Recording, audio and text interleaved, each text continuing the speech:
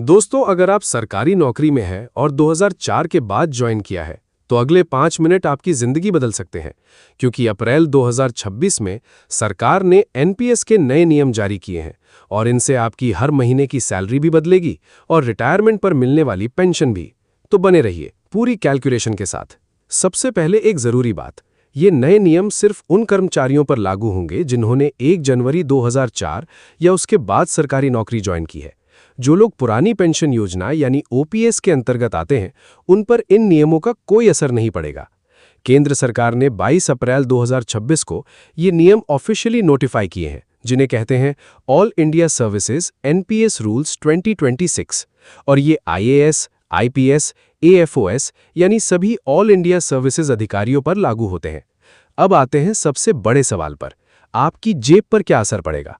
नए नियमों के मुताबिक कर्मचारी अपनी बेसिक पे और डीएनएस अलाउंस यानी डीए का 10% हर महीने एनपीएस खाते में जमा करेगा और सरकार उस पर ऊपर से 14% का योगदान देगी।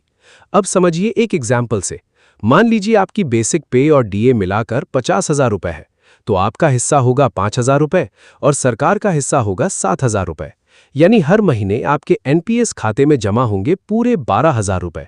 हाँ, आपकी इन हैंड सैलरी थोड़ी कम जरूर आएगी, लेकिन रिटायरमेंट पर मिलने वाला फंड बहुत बड़ा होगा।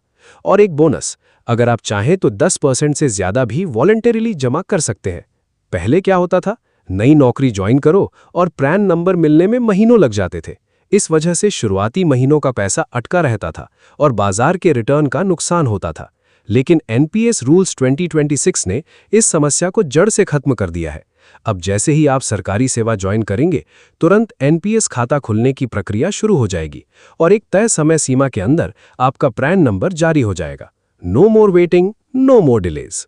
और सुनिए, ये वाली बात सबसे ज्यादा काम की है। अगर किसी प्रशासनिक कारण से यानी सरकारी सुस्ती या कागजी देरी से आपका एनपीएस का पैसा समय पर जमा नहीं हुआ, तो सरकार को उस पूरी अवधि का ब्याज आपके खाते में जमा करना होगा। ये नियम कर्मचारियों के लिए एक बहुत बड़ी राहत है। अब कोई भी विभाग देरी करेगा तो उसकी जेब से जाएगा, आपकी नहीं। नए नियमों में पूरी प्रक्रिया को डिजिटल बना दिया गया है। अब भविष्य नाम के सेंट्रलाइज्ड डिजिटल प्लेटफॉर्म से पेंशन प्रोसेसिंग होगी।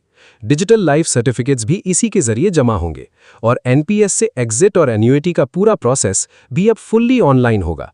कागज पत्र की झंझट बिल्कुल खत्म। अब करते हैं असली कैलकुलेशन। मान लीजिए आप 25 साल की उम्र में सरकारी नौकरी ज्वाइन करते हैं।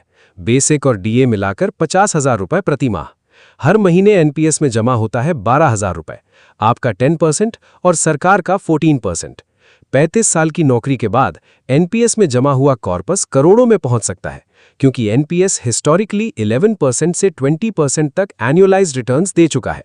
रिटायरमेंट पर आपको कुल कॉर्पस का 60% एक मुश्त मिलेगा, वो भी टैक्स फ्री, और बाकी 40% से एन्युइटी प्लान लेनी होगी, जो हर महीने पेंशन के रूप में मिलती रहेगी। यानी अच्छी नौकरी, अच्छी बचत और बुढ़ापे में चैन की जिंदगी। बहुत से लोग पूछते हैं, ओपीएस बेहतर था या एनपीएस? ओपीएस में पेंशन फिक्स्ड थी, आखिरी सैलरी का 50%। एनपीएस में पेंशन मार्केट लिंक्ड है, जितना अच्छा निवेश उतनी अच्छी पेंशन। ओपीएस में सरकार का पूरा बोझ था, एनपीएस में जिम्मेदारी आपकी भी है। लेकिन 2026 के नए नियम एनपीएस को ज्यादा ट्रांसपेरेंट, ज्यादा सिक्योर और ज्यादा एम्प्लॉय फ्रेंडली बना रहे हैं। तो दोस्तों, एनपीएस रूल्स 2026 सरकारी कर्मचारियों के लिए एक बड़ा और सकारात्मक बदलाव लेकर आए हैं। सैलरी से कटौती भले ही हो, लेकिन रिटायरमेंट पर मिलने वाला फंड आपको फाइनेंशियली फ्री बनाएगा। अगर ये वीडियो आपके काम आई तो लाइक करें, शेयर करें अपने उन दोस्तों के साथ जो सरकारी नौकरी में है, और चैनल को सब्सक्राइब करना मत भूलिए ऐसी ही जरूरी जानकारी के लिए। मिलते हैं अगले वीडियो में, तब तक जय हिंद।